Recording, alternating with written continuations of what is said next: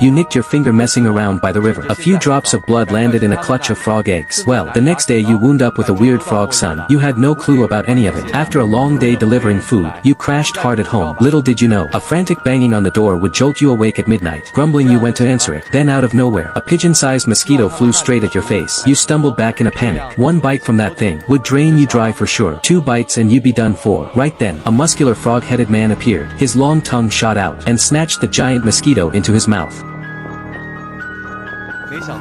You've been stuck in this monster-infested world for half a year now. No cheat codes, no wise mentor, nothing. And you got dumped into the body of some guy, flat broke.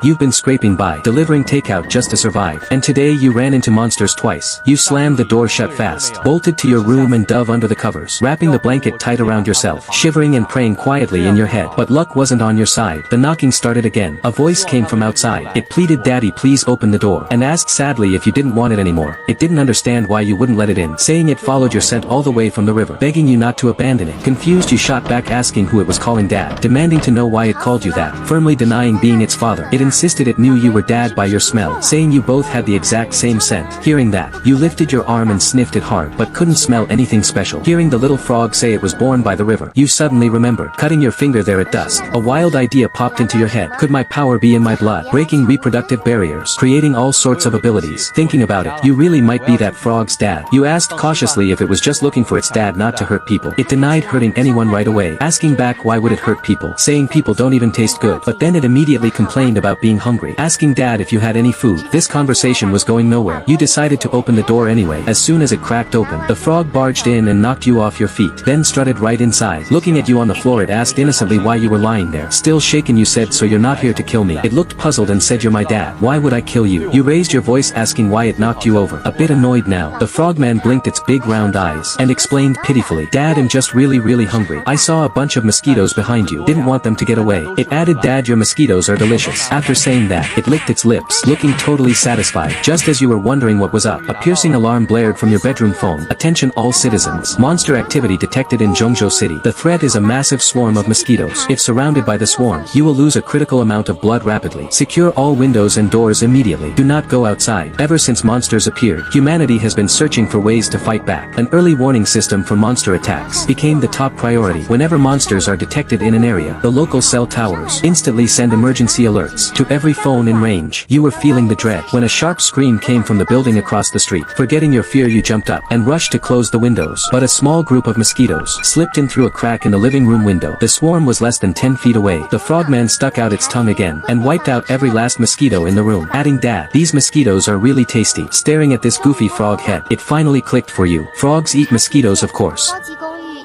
You thought it seemed like the frog had gotten a bit taller already. If you like them, eat up. Even as you said that, you hurried over and locked every window tight. With everything sealed, you went back to your room, picked up your phone to check the news. "Attention all citizens of Zhongzhou City. The monster threat in the city is now classified as S rank. All residents must stay indoors. Have insect repellent ready. Eliminate any mosquitoes on site." Seeing that alert, you sucked in a sharp breath. It's been 10 years since the first monsters showed up. Humans still don't know where they come from or why they're here.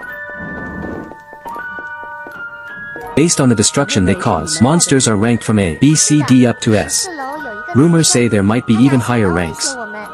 The ranking system helps regular folks grasp the threat level. Take an A-rank monster. If it's a few miles away, even without awakened fighters, modern weapons can handle it. But this mosquito swarm is rated S. That means everyone in Zhongzhou City is in extreme danger. Honestly, so far, the strongest monster seen around here was only B rank. When that one appeared, it wiped a small country off the map. Back then human awakeners were weak. They had to use nukes to finish it off. The price was that little country gone forever. The handful of survivors had to relocate to other nations. Living in a world full of dangers like this, and you're completely powerless. The helplessness is suffocating. You slumped onto the bed, mindlessly scrolling through short videos, not taking anything in. Right now you were filled with despair. In the 6 months since you arrived, you saw monsters twice just today. Both times you could only watch. That feeling of being helpless prey wrapped around you.